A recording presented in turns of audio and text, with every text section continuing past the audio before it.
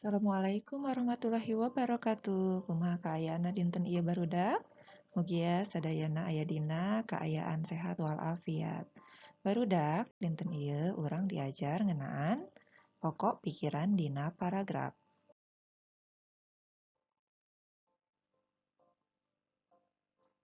Dina karangan saparagraf ngan aya hiji kalimah lulugu. Kalimah lulugu ayana bisa dimimiti tengah atawa panuntung paragraf. Karangan dalam satu paragraf hanya ada satu kalimat utama. Kalimat utama adanya bisa di awal, tengah, atau akhir paragraf. Kalimah-kalimah sejenna mangrupakeun kalimah-kalimah pangjelas. Dina kalimah lulugu aya pikiran lulugu. Kalimah-kalimah atau kalimat-kalimat yang lain merupakan kalimat-kalimat penjelas. Di dalam kalimat utama ada pikiran utama atau yang biasa disebut juga pikiran pokok atau gagasan pokok.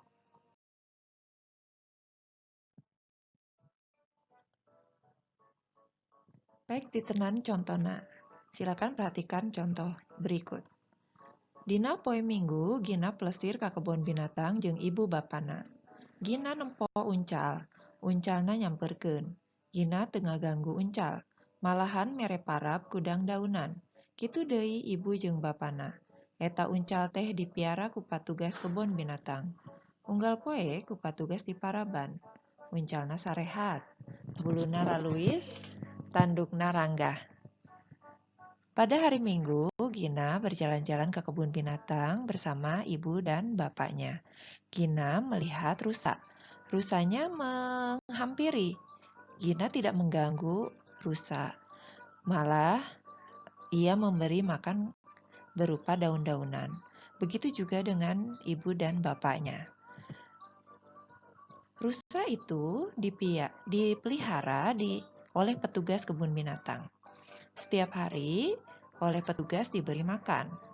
Rusa sangat sehat, bulunya bagus dan tanduknya pun menjulang, gitu.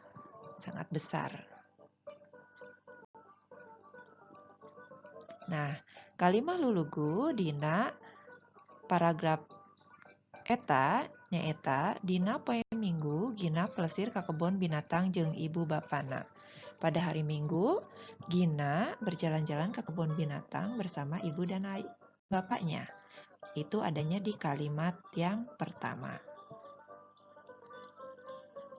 Pikiran lulugu atau pikiran pokok. Nah, pikiran pokok ini ditemukan di dalam kalimat lulugu atau kalimat utama atau kalimat pokok. Pikiran luluguna nyaeta pelesir ka kebun binatang. Ya, jalan-jalan ke kebun binatang itu adalah kalimat atau pikiran pokoknya.